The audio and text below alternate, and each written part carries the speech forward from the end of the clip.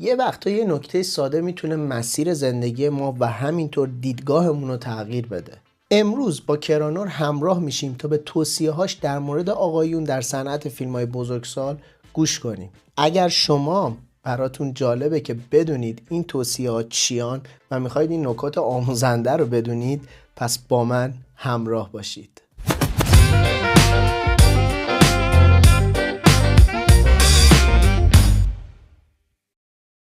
سلام دوستان، به چنل من خیلی خوش اومدید. امیدوارم که حالتون خوب باشه. امروز برگشتیم با یه ویدیو درخواستی دیگه، این بار از کرانور، یکی از محبوب ترین و بهترین بازیگرای این صنعت که همیشه از من تقاضا بوده که ازش ویدیو درست کنم.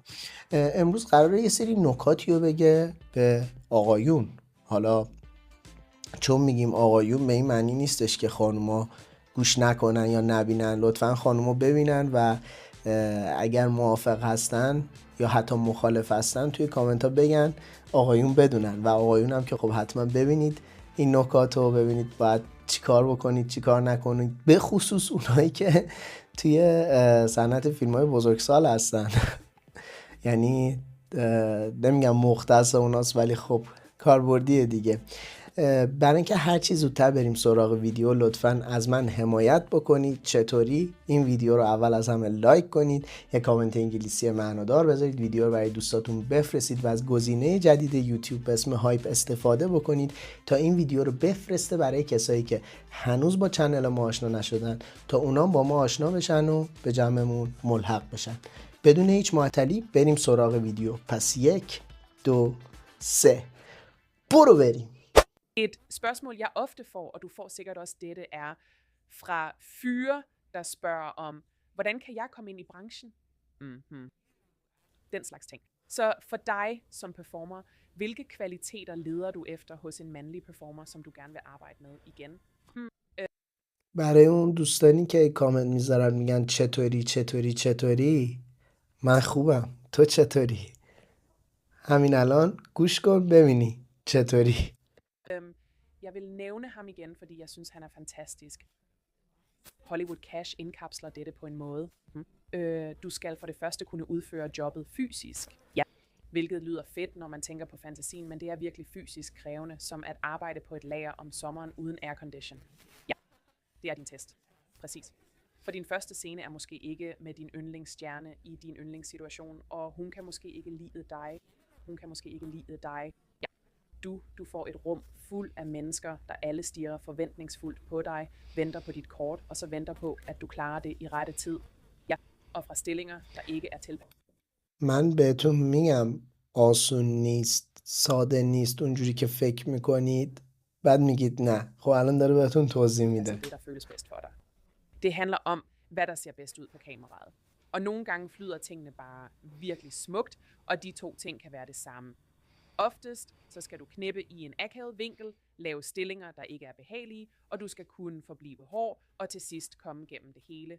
Så selve jobbet er langt mere fysisk og mentalt krævende, end jeg tror mange fyre indser.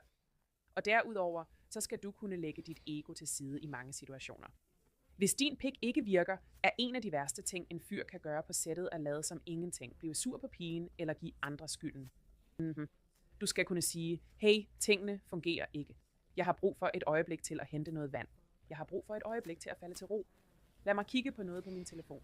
Eller spørge din medspiller høfligt, som kan du trække lidt i mine kugler, eller i værste fald bare afslutte det, eller bare afbryde det. Sig noget som, det sker ikke i dag, præcis. Jeg har set, der er mange fyre, der ender med at have en dårlig dag på sættet. Kroppe er mærkelige. Hjerner er mærkelige. Det sker. Det er ikke noget stort problem. Det er ikke, vi kommer ikke til at sige, den fyr er virkelig elendig. Han kan ikke bruge sin pik. Ja. Før eller siden får fyren en dårlig dag på sættet. Det værste, han kan gøre, er at lave et raserianfald over det. Hvis en fyr bare kan være ærlig og sige, hey, undskyld, det virker bare ikke. Jeg kalder den af, så du kan prøve at få fat i en anden. Eller sige, jeg elsker, når en fyr stopper og siger, hey, det du gør ved min krop virker ikke for mig lige nu. Kan du skifte lidt op, som at løsne grebet eller trække hårdere i mine kugler? Fortæl mig, hvad du har brug for. Og kommunikere. Og hvis du har et stort ego og bare vil komme ind og være den store hårde mand, der knæpper alle til ukendelighed, så bliver det virkelig svært for dig. Ja. Og derudover handler det om at kunne være professionel. Du kan ikke bare dukke op på sættet og forvente, at din med...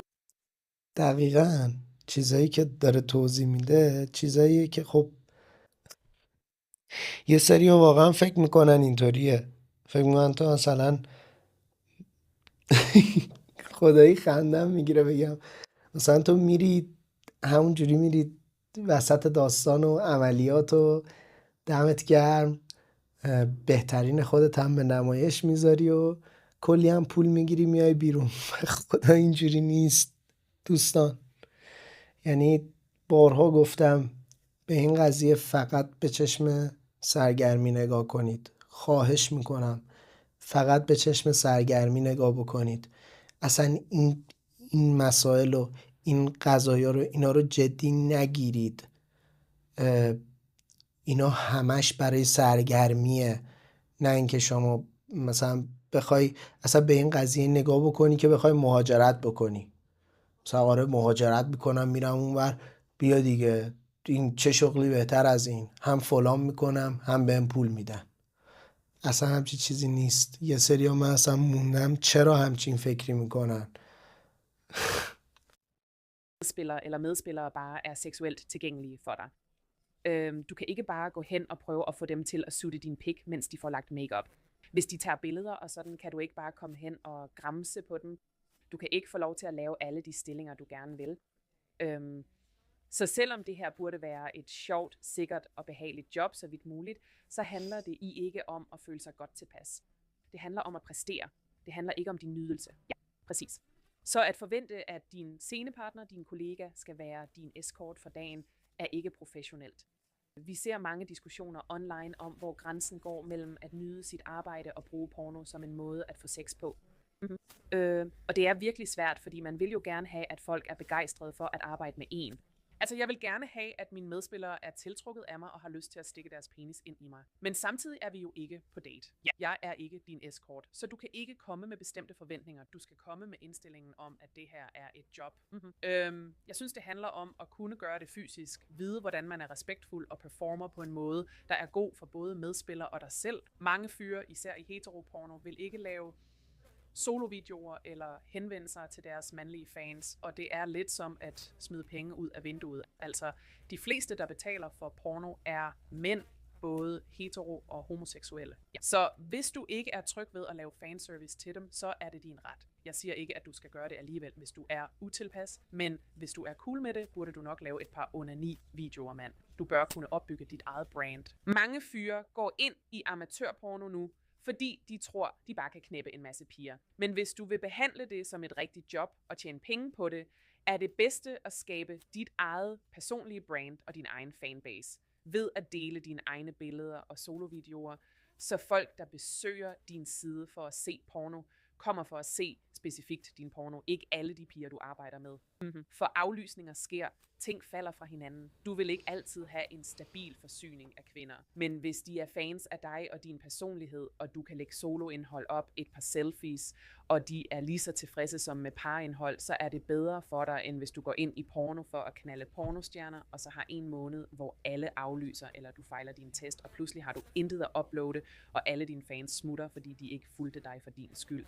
De var der for alle de piger, du prøvede at knalde. Ja. Så det er et helt nyt element i OnlyFans-verdenen og lignende platforme. Det er rigtigt. Og hør, du kan jo bilde dig selv ind, at det er kvinder, der køber dit indhold og onanerer til dine videoer. Altså, whatever. Ja, ikke kvinder ser også porno. Men når det kommer til dem, der faktisk betaler for det, er det overvældende mænd. Åh gud, helt vildt overvældende mænd. Selv denne podcast alene har et publikum, der er 96% mænd. Folk bliver altid overrasket over det. Fordi jeg er kvinde.